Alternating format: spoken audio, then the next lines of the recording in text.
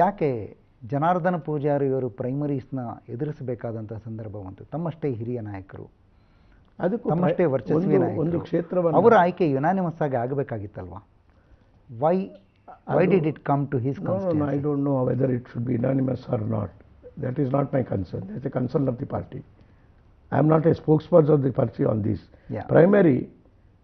ಪ್ರೈಮರಿಯನ್ನು ಒಂದು 17 ಕ್ಷೇತ್ರವನ್ನು ಪ್ರೈಮರಿ ಮಾಡಬೇಕೆಂಬ ನಿರ್ಣಯ, ಅದರಲ್ಲಿ ನನ್ನ ಪ್ರಭಾವ, ನನ್ನ ವರ್ಚಸ್ಸಿಲ್ಲ, ನನ್ನ ಪ್ರಭಾವನೂ ಬೀಳಿಲ್ಲ. That was purely Rahul Gandhi. It is purely party decision. And of course Rahul Gandhi took interest in determining the primary constituency. ತಾವು ಪಕ್ಷದ ಈ ಚಿಂತನಾ ಕೂಟ ಏನಿದೆ, ದ ಟಾಪ್ ಥಿಂಕ್ ಟ್ಯಾಂಕ್, ಅದರಲ್ಲಿ ತಾವು ಇದ್ದೀರಿ, ತಾವು ತಾವು ತಮ್ಮ ಪ್ರಭಾವ ಕೂಡ ಅಲ್ಲಿದೆ, ತಮ್ಮ ಪ್ರಭಾವ ಕೂಡ ಅಲ್ಲಿದೆ. ಐ ಆಮ್ ಸಾರಿ, ಚಿಂತನಾ ಇದರಲ್ಲಿ ನಾನು ಮೊದಲು ಒಂದು ಕಮಿಟಿ ಇತ್ತು, ಅದರ ಅಧ್ಯಕ್ಷತೆಯಲ್ಲಿ ನಾನಿದ್ದೆ. ಅದು ವರದಿ ಕೂಡ ಕೊಟ್ಟು ಇನ್ನು ಈಗಾಗಲೇ ಒಂದು 5 ವರ್ಷ ಆಯಿತು. ಈಗ ನಾನು ಆ ಅಫಿಷಿಯಲ್ ಕೆಪಾಸಿಟಿ ಇಲ್ಲದೆ ಹೋದ್ರು, ನಾನು ಹೇಳೋದು ಅಫಿಷಿಯಲ್ ಇಲ್ಲ, ತಾವು ಅಲ್ಲಿದ್ದೀರಿ. ತಾವು ಆದರೆ ಭಾಳ ಸ್ಪಷ್ಟವಾಗಿ ಬೇಕಾದರೆ ಇಂಗ್ಲೀಷ್ನಲ್ಲಿ ಕೂಡ ಫ್ಲ್ಯಾಶ್ ಮಾಡಿ ಡೆಲ್ಲಿಗೆ. ಇದರಲ್ಲಿ ಒಂದು ನಯಾ ಪೈಸೆದ್ದು ಪಾತ್ರ ಪ್ರೈಮರಿಯಲ್ಲಿ ಯಾವ ಕಾನ್ಸ್ಟಿಟ್ಯೂನ್ಸಿ ಆಗಬೇಕು ಅದು ನನ್ನದಿಲ್ಲ. ಅದು ಅನಾವಶ್ಯಕವಾದಂಥ ಆಧಾರರಹಿತವಾದ. ಒನ್ ಸರ್ಪ್ರೈಸಿಂಗ್ ಥಿಂಗ್ ಈಸ್, ತಮ್ಮ ಮಗ ಹರ್ಷ ಮೊಯ್ಲಿಯವರು ಕೆಲವು ಟೆಕ್ನಿಕಲ್ ರೀಸನ್ಗೋಸ್ಕರ ಅವರ ನಾಮಪತ್ರ ರಿಜೆಕ್ಟ್ ಆಗಿಬಿಡುತ್ತೆ. ಅಂದರೆ you are a veteran leader, ನಿಮಗೆ ಎಲ್ಲವೂ ಗೊತ್ತು, ಪಕ್ಷಕ್ಕೆ ಏನು ಬೇಕು, ಒಂದು ಚುನಾವಣೆಗೆ ಏನು ಬೇಕು, ರಾಜಕಾರಣಕ್ಕೆ ಏನು ಬೇಕು ಅಂತ. ತಮ್ಮ ಪುತ್ರ ಆ ಥರದ ಟೆಕ್ನಿಕಲ್ ತಪ್ಪುಗಳನ್ನು ಮಾಡಲಿಕ್ಕೆ ಸಾಧ್ಯನಾ? ಟೆಕ್ನಿಕಲ್ ತಪ್ಪು ಮಾಡೇ ಇಲ್ಲ. Why was it rejected? I am just telling you. You can go on record and flash it for English also. I don't mind.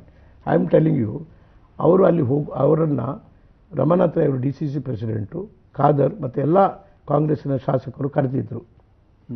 ಏನಂತೇಳಿದರೆ, ನೀವು ಅವನಿಗೆ ಸ್ವಲ್ಪ ಗಾಂಧಿ ಮಾರ್ಚ್ ಅಂತೇಳಿ ನಾವು ಒಂದು ಕ್ಯಾಡರ್ ತಯಾರು ಮಾಡತಕ್ಕಂಥ ಒಂದು ಪ್ರಾಜೆಕ್ಟ್ ಇದೆ ನಮ್ಮಲ್ಲಿ. ಅದನ್ನು ತಯಾರು ಮಾಡಲಿಕ್ಕೆ ಅವನನ್ನು ವರ್ಕರ್ಸನ್ನು ತಯಾರು ಮಾಡಲಿಕ್ಕೆ ಹರ್ಷನನ್ನು ಆಹ್ವಾನಿಸಿದ್ದರು.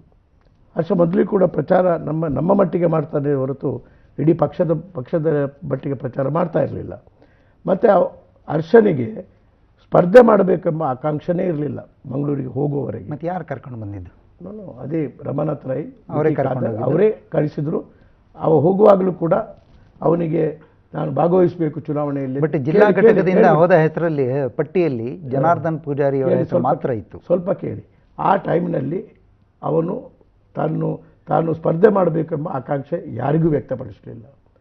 ಆನಂತರ ಅಲ್ಲಿ ಹೋದ ಮೇಲೆ ಪ್ರೈಮರಿದ್ದು ಘೋಷಣೆ ಆಯಿತು. ಬೋಧನೆ ಆದಾಗ ಯಾರನ್ನು ನಾವು ಟ್ರೈನ್ ಮಾಡಿದ್ದಾನೆ, ಯಾವ ಲೀಡರ್ಸ್ ಹೇಳಿದ್ದಾರೆ, ಅವರು ಇಲ್ಲ ನೀವು ಪ್ರೈಮರಿಗೆ ನಿಲ್ಲಬೇಕು ಅಂತೇಳಿ ಒತ್ತಾಯ ಮಾಡಿದ ಮೇಲೆ ಹರ್ಷ ಮಾಡಿದ. ಅವನಿಗೆ ಸೋಷಲ್ ವರ್ಕ್ನಲ್ಲಿ ಪ್ರೈಮರಿ ಬಂದಿದ್ದೇ ಹರ್ಷಗೋಸ್ಕರ ಅನ್ನೋದು ಸುಳ್ಳು. ಹಾಗಾದರೆ ಅದು ಪೂರ್ತಿ 100ಕ್ಕೆ 100% ಸತ್ಯ ಇಲ್ಲ. ಅದರಲ್ಲಿ ಸುಳ್ಳು ಅಂತ ಹೇಳೋದಿಲ್ಲ, 100ಕ್ಕೆ 100% ಸತ್ಯ ಇಲ್ಲ, ಅದಕ್ಕೆ ಅನುಮಾನನೇ ಇಲ್ಲ. ಇದು ಕಪೋಲ ಕಲ್ಪಿತವಾದಂಥ ಒಂದು ಊಹಾಪೋಹ, ಯಾವ ಆಧಾರ ಕೂಡ ಇಲ್ಲ. ಅದು ಎಲ್ಲಿ ಬೇಕಾದರೂ ನಾವು ಹೇಳಲಿಕ್ಕೆ ತಯಾರಿದ್ದೇವೆ. ಓಕೆ, ನಾನು ಆಮೇಲೆ ಅದು ಟೆಕ್ನಿಕಲ್ ತಪ್ಪು ಅಂತ ಹೇಳಿದ್ರೆ ಟೆಕ್ನಿಕಲ್ ತಪ್ಪು ಮಾಡಿಲ್ಲ ಅವನು. ನೋಡಿ, ಅಮೆರಿಕದ ಒಳ್ಳೆ best institute of international business ಮ್ಯಾನೇಜ್ಮೆಂಟಲ್ಲಿ ಮಾಡಿದ ಮೇಲೆ he was influenced by the bottom of the period principle of Prahlad, a guru, management guru. ಅದೇ ಹಳ್ಳಿಗೆ ಬಂದು ಅವನು ಮುಖ್ಯವಾಗಿ ದಕ್ಷಿಣ ಕನ್ನಡಕ್ಕೆ ಹೋಗಲಿಲ್ಲ. ಅವನು ಬಾಗಲಕೋಟೆ, ಬಿಜಾಪುರ ಆ ಭಾಗದಲ್ಲಿ ಈ got into this creation of wealth among the poorest. ಅತ್ಯಂತ ಕಡು ಬಡವರಲ್ಲಿ ಅವರು ಅವರ ಸಂಪತ್ತನ್ನು ವರ್ಧಿಸತಕ್ಕಂಥ ಕಾರ್ಯಕ್ರಮಗಳನ್ನು ಮಾಡಿದ. ಸೆಲ್ಫ್ ಹೆಲ್ಪ್ ಗ್ರೂಪ್ಸ್ ಆರ್ಗನೈಸ್ ಮಾಡಿದ. ಆಮೇಲೆ ಮಿಲ್ಕ್ ಗ್ರೂಪ್ ಮಾಡಿದ. ಮೋಕ್ಷಯು ಕಂಪನಿ ಅಂತೇಳಿ ಒಂದು ಕಂಪನಿಯನ್ನು ಮಾಡಿದ. That was a social business may be, but at the same time is the trustee secretary of a Kisan Sabha trust which is running school for the destitutes, orphans, free, totally free, without taking donation. 2 school run ಮಾಡ್ತಾ ಇದ್ದಾರೆ. ನಾಮಪತ್ರ ಸಲ್ಲಿಸುವಾಗ ಯಾಕೆ due care ತಗೊಳ್ಳಿಲ್ಲ? ಇಲ್ಲ, ಅದರಲ್ಲಿ deliberate. No, ಅದರಲ್ಲಿ he has put all those things. ಆಮೇಲೆ ಸ್ಕ್ರೂಟಿನಿಯಲ್ಲಿ he has passed. ಆಮೇಲೆ I can go on record officially whatever you want that because of the misinformation communicated to Delhi, his nomination was rejected. ಆದರೆ ಅದರ ಬಗ್ಗೆ ಏನು ಚಾಚು ಅನ್ನೋದೇ ಅವ ಈ ವಿಡ್ರೂ ಹಿಮ್ಸೆಲ್ಫ್. ಏನು misinformation sir? Misinformation about this social work. Social work ಇದು ಸೋಷಿಯಲ್ ವರ್ಕ್. ಈಗ ಒಂದು ಅನಾಥರನ್ನು ಸಾಲಿ ನಡೆಸುವಂಥ, ಅವರನ್ನು ನೋಡ್ಕೊಳ್ಳತಕ್ಕಂಥದ್ದು ಫಾರ್ಮ್ ಲೇಬರ್ ಸೋಷಿಯಲ್ ವರ್ಕ್ ಅಲ್ಲ ಅನ್ನೋ ಥರದ ಇನ್ಫಾರ್ಮೇಷನ್ ಹೋಗಿದೆ ಅಂತ. ಅಲ್ಲಲ್ಲ, ಅದು ಆ ವಿಷಯನೇ ಗಮನಕ್ಕೆ ತರಲಿಲ್ಲ ಅಲ್ಲಿ ಡೆಲ್ಲಿ. ಅದರಿಂದ misinformation it is Harsha Moily ಅವರ nomination fine we are been misinformed ಅಂತೇಳಿ ಯಾರು ಹೇಳಬೇಕೋ ಅವರೇ ಹೇಳಿದ್ದಾರೆ ತಾನೆ ಡೆಲ್ಲಿಯಲ್ಲಿ. ಆದರೆ ಯಾರಿಗೆ ಈ ಥರದ ಇನ್ಫಾರ್ಮೇಷನ್ ಹೋಗಬೇಕು ಅವರಿಗೆ ತುಂಬ ಹತ್ತಿರದಲ್ಲಿದ್ದವರು ತಾವು ಸರಿಯಾದ ಇನ್ಫಾರ್ಮೇಷನ್.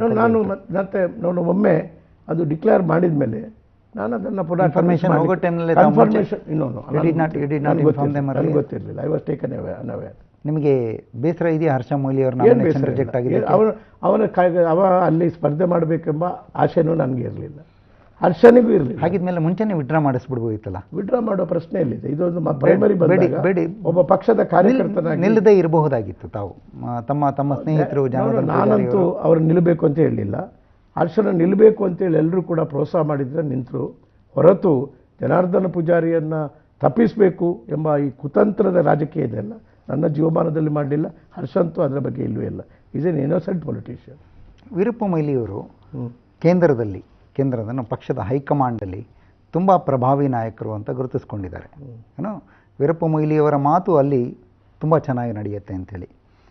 ಒಂದು ಕುತೂಹಲದ ವಿಷಯ ಅಂತಂದರೆ, ಯಾವ quality, if you were to assess yourself, ಯಾವ ಕ್ವಾಲಿಟಿ ನಿಮ್ಮನ್ನು ಅಷ್ಟು ಹತ್ತಿರಕ್ಕೆ ಸೋನಿಯಾ ಗಾಂಧಿಯವರ ವರ್ತುಲದ ಒಳಗಡೆಗೆ ಕರ್ಕೊಂಡೋಯ್ತು ಮತ್ತು ತಮ್ಮನ್ನು ಆಪ್ತರನ್ನಾಗಿ ಮಾಡ್ತಾರೆ? ಯಾಕೆಂದರೆ ಯಾವುದೇ ಒಂದು ಜವಾಬ್ದಾರಿ, ಅದು ಪಕ್ಷದಲ್ಲಿರ್ಬೋದು ಅಥವಾ ಸರ್ಕಾರದಲ್ಲಿರ್ಬೋದು, ಅದನ್ನು ನನಗೆ ಆ ಜವಾಬ್ದಾರಿ ನೀಡಿದರೆ ಅದನ್ನು 100ಕ್ಕೆ 100 ಪಾಲು ಅತ್ಯಂತ ಪ್ರಾಮಾಣಿಕವಾಗಿ ಮತ್ತು ದಕ್ಷತೆಯಿಂದ ನಿರ್ವಹಿಸತಕ್ಕಂಥ ನನ್ನ ಒಂದು ವಿಶೇಷವಾದಂಥ ಪರಿಣತಿಗಾಗಿ ಅಥವಾ ಪ್ರಾಮಾಣಿಕತೆಗಾಗಿ ನನ್ನಿಂದ ಕೆಲಸ ತಗೊಂಡಿರ್ಬೋದು. ಅದು ರಾಹುಲ್ ಗಾಂಧಿ ಅವರಿಗೆ ಮತ್ತು ಸೋನಿಯಾ ಗಾಂಧಿ ಅವರಿಗೆ ತಮ್ಮ ಬಗ್ಗೆ ಈಗಲೂ ಅದೇ ಥರದ ಗೌರವ ಮತ್ತು ನಂಬಿಕೆ ಇದೆ? ಅದು subjective to them. I can't comment. ತಮ್ಮ ಪ್ರಕಾರ ಅದನ್ನು ಏನು ನಾನು ಅಷ್ಟು ಲಕ್ಷ್ಯಕ್ಕೆ ತಗೊಳ್ಳೋದಿಲ್ಲ. ನನ್ನ ಕರ್ತವ್ಯ ಕರ್ಮಣ್ಯವಾದಿ ಕಾರ್ಯರಸ್ತೆ. ನಾನು ಬೆಳಗ್ಗೆ ದಿನಾಲು ಒಂದೊಂದು ಚಾಪ್ಟರ್ ಭಗವದ್ಗೀತೆ ಓದ್ತಿದ್ದೆ. ಆದ್ದರಿಂದ ನಾನು ಐ ಆಮ್ ಎ ಮ್ಯಾನ್, ಒಂದು ರೀತಿಯಲ್ಲಿ ಸೆನ್ಸ್ ಆಫ್ ಡಿಟ್ಯಾಚ್ಮೆಂಟ್ ಇದೆ.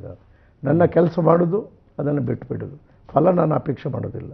ಆ ತತ್ವ ವರ್ತುಲದ ಒಳಗಡೆ ತಾವಿರಬೇಕು, ವರ್ತುಲದಲ್ಲಿ ಇರಬೇಕು, ಇರಬಾರ್ದು, ಇದು ನನ್ನ ಆಯ್ಕೆ ಅಲ್ಲ, ಅದು ಅವರ ಆಯ್ಕೆ. ನಾನು ಯಾಕೆ ಅದು ಕೇಳಿದೆ ಅಂತಂದರೆ, ಚಿಕ್ಕಬಳ್ಳಾಪುರ ಕ್ಷೇತ್ರಕ್ಕೂ ಕೂಡ ತಾವು ಆಟೋಮೆಟಿಕ್ ಚಾಯ್ಸ್ ಆಗಬೇಕಾಗಿತ್ತು. Your name should have been there on top of the list. ಯಾಕೆ ತಡ ಆಯಿತು? ಅದಕ್ಕೆ ಈಗ ಉತ್ತರ ಕೊಡಬಹುದು.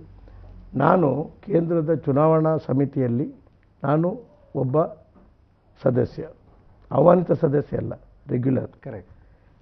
ಆದ್ದರಿಂದ ಅದರ ವಿಷಯ ಹೇಳೋದಿದ್ರೆ ಈಗ ಹೇಳ್ಬೋದು ನಾವು that it I should have told them, but I did not misutilise that occasion. ಆವಾಗ ಫಸ್ಟ್ ಲಿಸ್ಟ್ನಲ್ಲಿ in the first meeting itself ನನ್ನ ಹೆಸರು ಕ್ಲಿಯರ್ ಆಗಿತ್ತು, ಅದಕ್ಕೆ ಅನುಮಾನ ಇಲ್ಲ. ಆದರೆ ಅದು ಹೊರಗೆ ಬರಲಿಲ್ಲ. ಅಲ್ಲಲ್ಲ, ಅನೌನ್ಸ್ ಮಾಡುವಾಗ ಅವರು for their own tactical reason which I don't want to question, which I don't want to know about it, ಅದು ಮಾಡಲಿಲ್ಲ ಅಷ್ಟೇ. ಆದ್ದರಿಂದ ನನಗಂತೂ ನನ್ನ ಮನಸ್ಸಿಗೆ ಆತಂಕ ಇರಲಿಲ್ಲ ಯಾಕೆ ತಡ ಆಯಿತು ಅಂತೇಳಿ. ಅದು ಇವತ್ತಲ್ಲದಿದ್ರೆ ನಾಳೆ ಬರ್ತದೆ. ತಡ ಆದದ್ರಿಂದ ನನ್ನ ಕೆಲವು ವೈರಿಗಳಿಗೆ ಅಥವಾ ಕೆಲವು ಮೀಡಿಯಾಗಳಿಗೆ, ಮೀಡಿಯಾ ನನ್ನ ವೈರಿ ಅಲ್ಲ, ಮೀಡಿಯಾಗಳಿಗೆ ಅದರ ಊಹಾಪೋಹ ಮಾಡಿ ಕಥೆಗಳನ್ನು ಕಟ್ಟಲಿಕ್ಕೆ ಒಂದು ಆಸ್ಪತ್ರೆ ಇದೆ. ಅದು ಒಳ್ಳೆಯದೇ. ಅದರಿಂದ ಏನಾಯಿತು ಕೇಳಿ, ಅದರಿಂದ ಏನಾಯಿತು ಅಂದರೆ ನನ್ನ ಕ್ಷೇತ್ರದ ಏನು ಮತದಾರರಿದ್ದಾರೆ ಅವರಲ್ಲಿ ಒಂದು ರೀತಿಯ ಕುತೂಹಲ ಮಾತ್ರ ಅಲ್ಲ, ಅವರಲ್ಲಿ ಮತ್ತೊಂದು ರೀತಿಯ ವಿಶೇಷವಾದಂಥ ನನ್ನ ಜೊತೆಯಲ್ಲಿ ಒಂದು ರೀತಿಯ ಬಾಂಧವ್ಯ ಮತ್ತಷ್ಟು ಕ್ರೋಢೀಕರಿಸಲಿಕ್ಕೆ, ಬಲಗೊಳಿಸಲಿಕ್ಕೆ ಅದು ಕಾರಣವಾಯಿತೇ ಹೊರತು ಅದರಿಂದ ನನಗೆ ನಷ್ಟ ಆಗಿದೆ. ತಮ್ಮ ಬಗ್ಗೆ ಒಂದು ರೀತಿಯ ಅನುಕಂಪ ಬರಲಿಕ್ಕೋಸ್ಕರನೇ ಪ್ರಾಕ್ಟಿಕಲಿ ಇಟ್ ವಾಸ್ ಡನ್. ಎಲ್ಲ ದೇವಸ್ಥಾನ ಇಲ್ಲ ಅದಲ್ಲ. ಅವ್ರಿಗೆ ವಿಶ್ವಾಸ ಎಷ್ಟು ಬಂತು ಅಂತ ಹೇಳಿದರೆ, ದೇವಸ್ಥಾನಗಳಲ್ಲಿ ಪೂಜೆ ಮಾಡಿದರು, ಚರ್ಚ್ಗಳಲ್ಲಿ ಪೂಜೆ ಮಾಡಿದರು, ಮಸೀದಿಗಳಲ್ಲಿ ಪೂಜೆ ಮಾಡಿದರು. ಅದು ಯಾವಾಗ ನಡೆದಿತ್ತು ಅಂದರೆ ನನ್ನ ವಿಮಾನ ಅಪಘಾತ ಆಯ್ತಲ್ಲ, ಆಗಲೂ ಕೂಡ ಇದೇ ಥರ ಆಯಿತು. ಅದೇ ಥರ ಮಾಡಿದರು. ಮತ್ತು ಒಂದು ಸಾವಿರಾರು ಟೆಲಿಫೋನ್ಗಳು ಬಂತು. ಆದರೆ ನನಗೆ ಆತಂಕ ಇರಲಿಲ್ಲ. ಆದರೆ ನಾನು ಹೇಳುವಂತಿಲ್ಲ ಜನರಿಗೆ. It's A very surprising thing. ನಾನು ತಮಗೆ ಯಾಕೆ ಟಿಕೆಟ್ ನೀವು ಅನೌನ್ಸ್ ಕೇಳಿದ್ದು ಆಗೋದು ಲೇಟ್ ಇಲ್ಲಿವರೆಗೆ ಆಯಿತು ಅನ್ನೋದ್ರ ಹೇಳಿದ್ದು. ಬಗ್ಗೆ ನಾನು ಕೇಳ್ತೀನಿ. ಅದಕ್ಕೆ ಮುಂಚೆ ತಾವು ಪೂಜೆ ನಡೀತು, ಪ್ರೇಯರ್ ಮಾನು ತುಂಬ ಎಮೋಷನಲ್ ಆಗಿ ತಮ್ಮ ಜೊತೆ ಕನೆಕ್ಟ್ ಆದರು ಜನ ಅಂತ ಹೇಳ್ತಿರಲ್ಲ, ಅದು it's very interesting for me. Culturally ತಾವು ಚಿಕ್ಕಬಳ್ಳಾಪುರ ಮತ್ತು ದಕ್ಷಿಣ ಕನ್ನಡವನ್ನು ಪಕ್ಕ ಇಟ್ಟು ನೋಡಿದರೆ ಅಜಗಜಾಂತರ, ಉತ್ತರ ಧ್ರುವ ದಕ್ಷಿಣ ಧ್ರುವ, ಭಾಷೆಯಿಂದ ಹಿಡಿದು ಒಟ್ಟಾರೆ ಏನೋ ಜೀವನ ಶೈಲಿ ತನಕ ತಗೊಂಡ್ರು. ಅದು ಹೇಗೆ ತಮ್ಮನ್ನು ಅಷ್ಟು ಗಾಢವಾಗಿ ಹಚ್ಕೊಂಡ್ಬಿಡ್ತಾರೆ ಅಲ್ಲಿ ಜನ? ನಾನು ಆತ್ಮೀಯವಾದಂಥ ಸಂಬಂಧ ಮತದಾರರ ಹತ್ರ ಇಟ್ಟಿದ್ದೇನೆ. ಬರೋದೇ 5 ವರ್ಷ ಈ ಕಡೆಗೆ. ಅದು ನಿಮ್ಮ ಅಭಿಪ್ರಾಯ. ನನ್ನ ಅಭಿಪ್ರಾಯ, ನಾನು ವಾರದಲ್ಲಿ 2-3 ಸಾರಿ ಹೋಗ್ತೇನೆ. ನಾನು ಚಿಕ್ಕಬಳ್ಳಾಪುರಕ್ಕೆ ನಿಮ್ಮ ಜಿಲ್ಲೆ ಒಂದೊಂದು ಕ್ಷೇತ್ರಕ್ಕೆ 60-70 ಸಾರಿ ನಾನು ಹೋಗಿದ್ದೇನೆ. ಅದೆಲ್ಲ ಬೇಕಾದರೆ ನಮ್ಮ ಟೂರ್ ಪ್ರೋಗ್ರಾಮ್ ಕೊಡ್ತೇನೆ, ನಿಮಗೆ ದಾಖಲೆ ಕೊಡ್ತೇನೆ. ಇದೆಲ್ಲ ಇದು ನೀವು ಹೊರಗಿನಿಂದ ಯಾರ ಹತ್ರನೂ ಕೇಳಿದನ್ನ ಅಷ್ಟೆಲ್ಲ ಅಭಿಪ್ರಾಯ ಪಟ್ಟರೆ ಮತ್ತೆ ಪ್ರಶ್ನೆ ಕೇಳ್ತಾರೆ. ನಾನು ಯಾಕೆ ಈ ಪ್ರಶ್ನೆ ಕೇಳ್ತಾ ಇದ್ದೀನಿ, ಯಾಕೆ ಪ್ರಶ್ನೆ ಕೇಳಿದ್ರೆ ಇಷ್ಟು ಗಾಢವಾದ ಬಂಧವನ್ನು ಬೆಸೆದುಕೊಂಡಿರುವಂಥ ತಾವು, ಅಂದರೆ ತಮಗೆ ಕಲ್ಚರಲಿ ಮತ್ತು ಜೀವನ ಶೈಲಿಯಲ್ಲಿ ಯಾವ ರೀತಿಯಲ್ಲೂ ಹೊಂದದಂಥ ಒಂದು ಕ್ಷೇತ್ರಕ್ಕೆ ಹೋಗಿ ತಾವು ಗೆದ್ದು ತೋರಿಸಿದ್ದೀರಿ. ತಾವು ಅಲ್ಲಿ ಜನಗಳ ಜೊತೆ ಒಂದು ಗಾಢವಾದ ಸಂಬಂಧ ಇಟ್ಕೊಂಡಿದ್ದೀರಿ. ಹಾಗಿರೋರನ್ನ ಬಹಳ ಬೇಗನೆ ಹೋಗಿ ನಿಮ್ಮ ಕ್ಷೇತ್ರಕ್ಕೆ ಕೆಲಸ ಮಾಡ್ಕೊಳ್ಳಿ, ಯು ಆರ್ ದಿ ಕ್ಯಾಂಡಿಡೇಟ್ ಅಂತ ಪಕ್ಷ ಕಳಿಸ್ಬಿಡ್ಬೋದಾಗಿತ್ತು. Because every seat is important for the party. ಪಕ್ಷದ ಅವರು ಕೆಲವು ಸಾರಿ ಕೂಡಲೇ ಅನೌನ್ಸ್ ಮಾಡ್ತಾರೆ, ಕೆಲವು ಸಾರಿ ಡಿಲೇ ಮಾಡ್ತಾರೆ. ಅದಕ್ಕೆ ನಾವು ಪ್ರಶ್ನೆ ಹಾಕುವಂತಿಲ್ಲ. ತಾವು ಅನುಭವಿ ರಾಜಕಾರಣಿ, ಜನರಿಗೆ ಯಾವುದು ಹಿತ ಯಾವುದು ಹಿತವಲ್ಲ ಅನ್ನೋದು ತಮಗೆ ಗೊತ್ತಿರುತ್ತೆ. ರಂಗರಾಜನ್ ಕಮಿಟಿ ಒಂದು ತಪ್ಪನ್ನು ಮಾಡಿದ್ರೂ ಕೂಡ ಅದನ್ನು ಸರಿಪಡಿಸಬಹುದಾದಂಥ ಇಚ್ಛಾಶಕ್ತಿ ತಮಗಿದ್ದು ಅದು ಸರಿಪಡಿಸಲಿಕ್ಕೆ ಸಾಧ್ಯ ಅಂತಿದ್ರೆ ತಾವು ಮಾಡಬಹುದಿತ್ತು.